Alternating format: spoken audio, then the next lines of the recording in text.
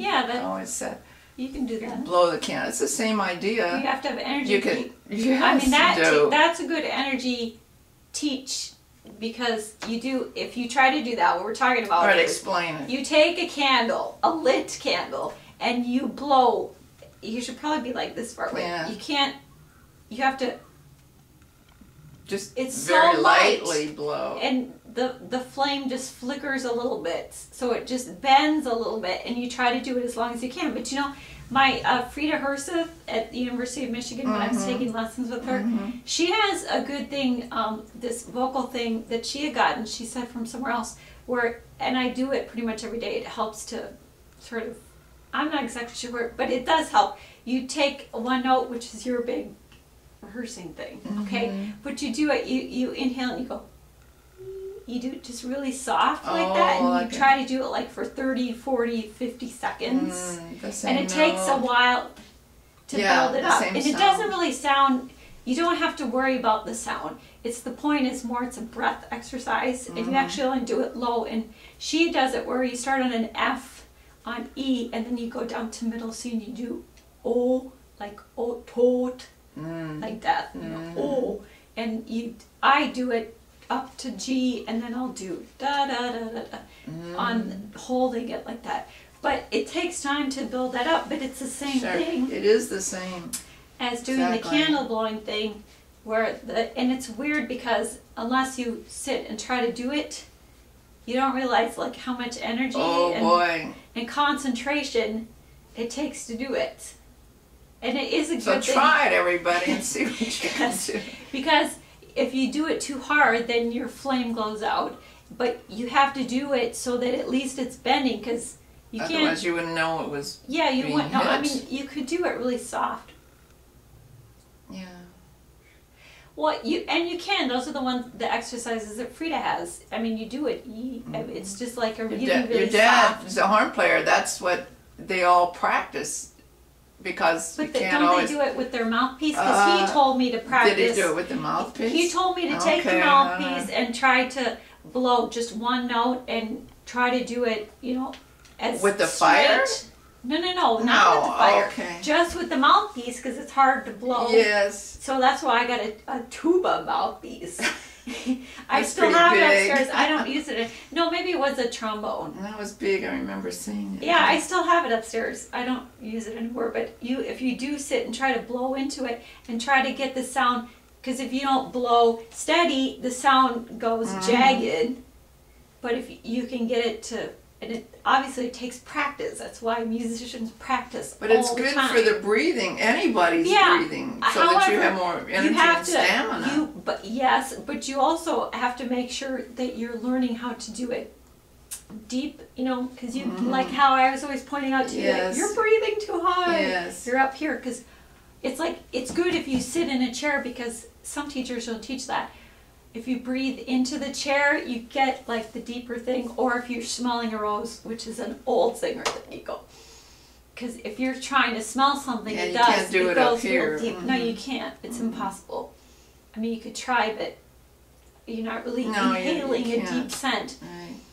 I mean, it really does. And for singers, and it also opens it lifts everything and opens. And that's what you do before with the Domingo sound. That's exactly what you do. So we're full circle. Where we are, because that's exactly what it is. You get this deep thing, whether you're playing or anything. It's the deep breath, and you're solidifying your whole body. Or, you know, have to do that when you're like when I play tennis or when I play golf. You had to do the same thing because I can't hit. You know how I have a really hard serve, and how everyone's like, man, you could hit it harder than the guy pros. But that's because I could prepare, take my deep breath, and, you know, walk that Be ready, thing. But it takes that preparation, and yes, it would be a deep breath. Like when I played golf, you got to do the same thing, because if you don't, then your ball, like Alan, will get hooked. Where now I was always really good at hitting my golf balls straight down the thing, because one, I could focus and concentrate, and two, you know, I would take my breath, prepare and follow through and keep focused on. That's a huge thing that golfers do all the time that they fail on, is they might prepare and they'll hit the thing, but then they'll look up like that, and they've to see where it went. Well, they look before they finish the stroke, which if you watch a pro golfer, they don't do that. Their head is down, and they're still looking down there. And the thing will go. You can see that. That's true. That's how this Wii is fun. Oh, your Wii thing? Yes, you have to do exactly like that. Like for tennis or bowling or whatever. I have to get one of these. That's like when we played baseball or whatever. You got to watch. And when you're pitching and stuff, you got to do the same thing. So everything relates to having this preparedness of your body and your mind at the same time, no matter what instrument or what sport. We have a baby, don't you do the same thing? Well, yes, I guess so. I'm just trying to relate it to basic animal nature. Oh, I guess you do. All right, you're not thinking about it at that time. So those are our thoughts. That's right. For this week, which are the opening, the first notes, the beginning of the phrase, how to do it, and then how to dig into it. I mean, it's a continuation of that same energy, although you can kind of dig it and sit on some notes and then loosen off, but that's something that you learn. But you still have to have the underlying energy all the time. You cannot lose that at all. Today, and I was doing that diminuendos on those long notes that you liked, and but you can't. That's hard to do as a singer. Suddenly stop. No, you can't do that when you're. It's hard like to do with any instrument. It's that same thing. Well, you have to be at least technically secure enough that you can do that. Because in singing, it's hard, especially on those higher things. But anyways, you have to have a good basic technique to be able to do that stuff. But it sounds pretty and perfect. Before you have before you have the technique, you can learn how to do this beginning, just like in Hazel with her speaking. I agree with that. That's one of the first things that should be taught. Well, so why don't they teach that? It. I don't know. That's true, because if you do have a really good start, even if you peter out, then you suddenly start having a better sound on anything, whether it's your voice, whether it's your playing, your speaking, whatever.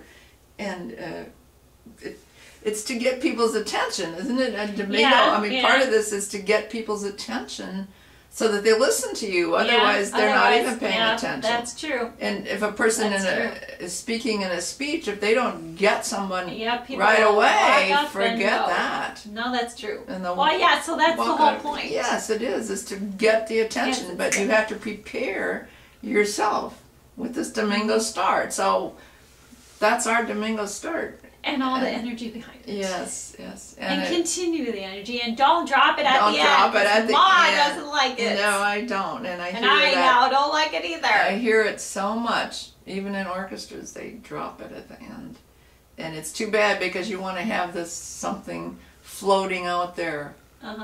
Because all the sound goes off into space. Yes. It's still out there. That's right. All those horrible songs that I did in college. Lincoln's but all the Gettysburg good ones. Address. There you go. Everything's still out there. So if you want your sound out there to be pretty and good. Okay, so I think that's good. Enough. That's good for this week. That's our Domingo sound. Spend your week on your beginnings. Okay. Because next week, maybe we'll talk more about endings. Who knows? All right. See you next week. I'm Kathleen. And I'm Charlene. I'm the daughter. And you're Ma. And we'll see you next week. We'll have something new and exciting to talk about.